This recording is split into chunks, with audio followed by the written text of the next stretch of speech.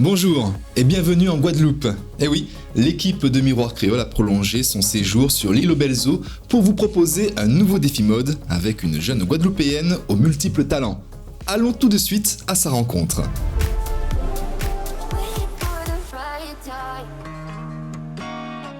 C'est dans ce restaurant de Bémao que notre nouvelle participante nous a donné rendez-vous pour son portrait. Alors, je m'appelle Danitia Logis, j'ai 22 ans, je suis étudiante en école de commerce et dans la vie, je propose des culottes menstruelles lavables, notamment à travers mon concept Belle Femme Lingerie. Je suis aussi animatrice et modèle et forcément créatrice de contenu sur Instagram. Danitia, comment te présenterais-tu? Dans la vie, je me définirais comme une personne ambitieuse quand même. Qui aime vraiment faire beaucoup de choses à la fois. J'ai toujours pas mal de projets en même temps et ça peut aller de l'associatif en fonction des causes qui me touchent comme la drépanocytose, l'endométriose, à des projets professionnels, de l'événementiel par exemple, ou encore parcourir la Caraïbe pour faire découvrir à notre communauté les festivals. Donc, il y a différents événements qui ont lieu aussi dans la Caraïbe. Et sinon, je pense que je suis aussi, si je dois avoir un défaut, peut-être un peu têtue et impatiente. Après, je suis gourmande. J'aime bien manger, c'est pour ça qu'on est dans un resto. Quelle est ton expérience avec le milieu de la mode? Vraiment, ça fait vraiment partie de ma vie.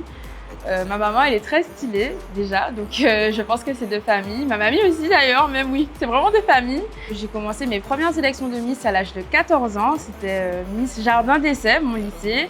Ensuite, j'ai fait Miss Interlycée, j'ai gagné d'autres titres. J'ai participé aussi à Miss Guadeloupe notamment et par la suite, ça m'a permis de faire pas mal de choses comme des shootings photos, des défilés. La mode, ça fait un petit moment que ça fait partie de ma vie et je pense que c'est pas fini. Tu es très suivie sur les réseaux sociaux, notamment Instagram. Est-ce que la création de contenu t'est venue tout naturellement? Je dirais que ce qui m'a poussée à commencer, c'est vraiment ma participation aux élections de Miss, puisque en étant candidate, on nous demande de nous montrer sur les réseaux sociaux, de se présenter, de faire notre communication. Et c'est vraiment en commençant par ça et en découvrant petit à petit le monde des réseaux sociaux que j'ai fini par apprendre à faire du montage, apprendre à faire des petites photos, etc. Et que j'ai commencé vraiment à apprécier, donc à investir dans du matériel, dans des logiciels pour aller un peu plus loin et maintenant c'est vraiment une passion. Comment définirais-tu ton style vestimentaire? Que peut-on trouver dans ta garde-robe? Déjà, c'est un mélange de modernité et tradition. J'aime énormément le madras. J'ai beaucoup de tissus madras, beaucoup de pièces madras. J'ai même des baskets semi-madras. Le madras, ça fait vraiment partie intégrante de ma vie. Sinon, j'ai beaucoup de pièces noires. Mais récemment, j'ai commencé quand même à porter beaucoup plus de pièces colorées, notamment pour tous les événements qui ont lieu dans nos îles. Je dirais que globalement, j'ai un style quand même vestimentaire plutôt extravagant, ou en tout cas différent. Mais je vous laisserai découvrir. Danitia, qu'est-ce que tu aimes chez toi physiquement? Alors, ce que j'aime chez moi physiquement, c'est mon visage. Je trouve que j'ai un très beau visage et mis à part mon visage, je pense que j'aime bien le haut de mon corps. Ouais. Parle-nous de ta routine capillaire, Danitia.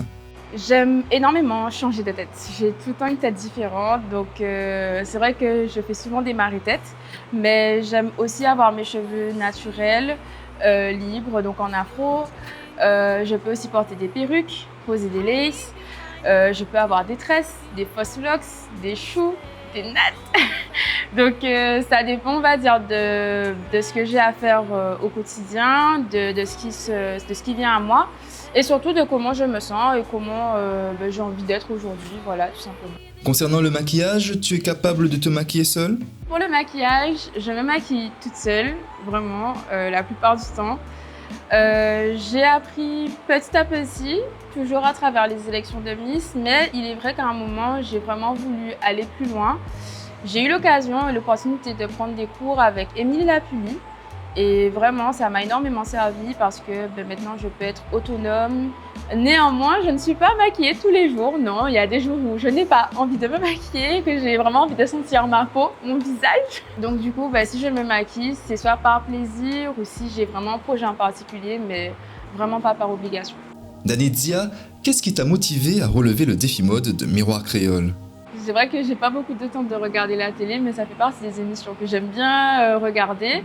Ensuite, tout ce que j'aime concrètement, donc la beauté, le fait de prendre soin de soi, le fait de partager des endroits, des expériences. J'aimais bien aussi l'idée de pouvoir profiter de cette émission pour pouvoir connaître plus de choses, s'inspirer et trouver des petites idées pour que, pourquoi pas, on puisse l'adapter à soi et prendre soin de soi, nous aussi, grâce aux découvertes de l'émission.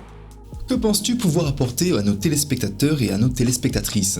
J'espère pouvoir vous apporter à la fois de la qualité, des traditions, de la modernité. Vous trouvez qu'en Guadeloupe et en Martinique, nos services, nos offres, les espaces bien-être et de beauté sont tout aussi qualitatifs qu'ailleurs et voire peut-être même plus et qui sont très intéressants puisqu'ils sont surtout adaptés à nous. Voilà. Maintenant que vous en savez plus sur Dany Dia, nous vous donnons rendez-vous demain pour le début de son défi mode. La jeune femme va nous guider dans sa séance bien-être. À demain!